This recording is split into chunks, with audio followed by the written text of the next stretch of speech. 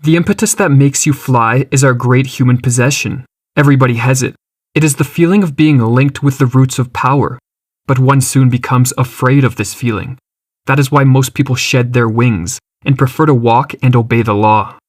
The 20th century psychologist Abraham Maslow was convinced that within us all exists an impulse to achieve greatness and an urge to move toward what he called our highest possibilities. Few among us, however, achieve anything of great worth.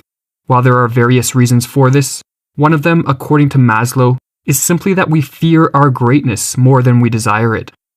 We are generally afraid to become that which we can glimpse in our most perfect moments. We enjoy and even thrill to the godlike possibilities we see in ourselves, and yet we simultaneously shiver with weakness, awe, and fear before these very same possibilities. Maslow called this fear of greatness the Jonah complex, in reference to the biblical character Jonah, who attempted to flee from the fate bestowed on him by God.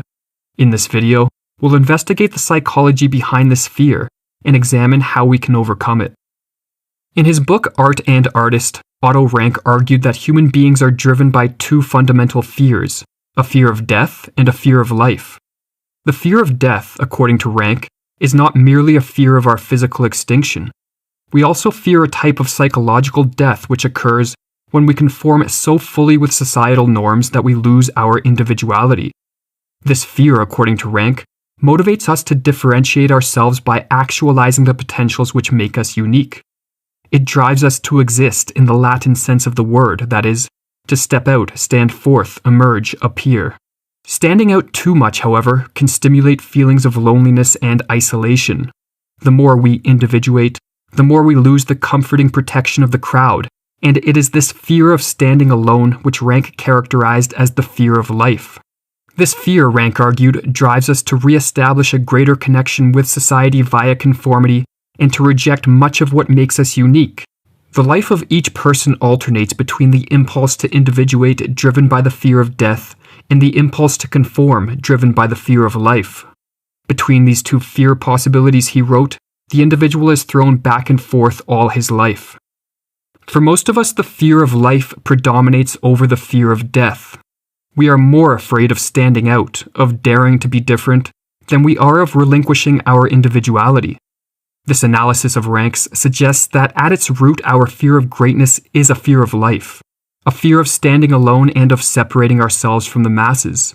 For as Nietzsche so often liked to remark, the concept of greatness entails being able to be different.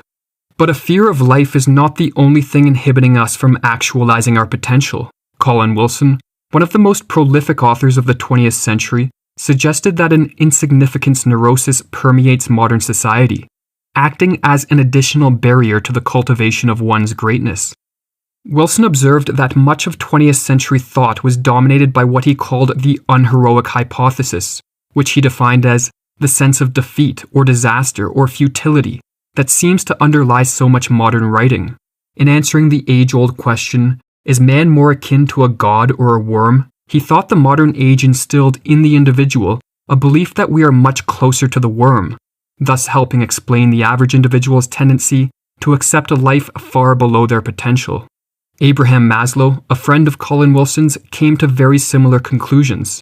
Maslow made a habit of asking his students who among them would write a great novel, or become a great leader or composer, and discovered that, generally, everybody starts giggling, blushing, and squirming until I ask, if not you, then who else? Which of course is the truth. If you deliberately plan to be less than you are capable of being, then I warn you that you'll be deeply unhappy for the rest of your life. You will be evading your own capacities, your own possibilities. Maslow thought the anxiety displayed by his students was the result of an inability to fathom the godlike possibilities within for too long without succumbing to the fear that such arrogance could lead to unhealthy delusions of grandeur. As a result of this fear, people tend to the opposite extreme and view themselves as more analogous to a worm, incapable of achieving anything of significance. Maslow, however, believed that both extremes, seeing oneself as a god or a worm, were equally detrimental. He therefore advised we find the golden mean or middle way. To overcome our fear of greatness, we must learn to move boldly towards our goals, while simultaneously maintaining humility in the awareness that we are all, after all, human, all too human. Or as Maslow explained, for some people this evasion of one's own growth, setting low levels of aspiration, the fear of doing what one is capable of doing, voluntary self-crippling, are in fact defenses against grandiosity, arrogance, sinful pride, hubris. There are people who cannot manage that graceful integration between the humility and the pride, which is absolutely necessary for creative work. To invent or create, you must have the arrogance of creativeness, which so many investigators have noticed. But of course, if you have only the arrogance without the humility, then you are in fact delusional. You must be aware not only of the godlike possibilities within, but also of the existential human limitations. If you can be amused by the worm trying to be God, then in fact you may be able to go on trying and being arrogant without fearing delusions of grandeur. This is a good technique.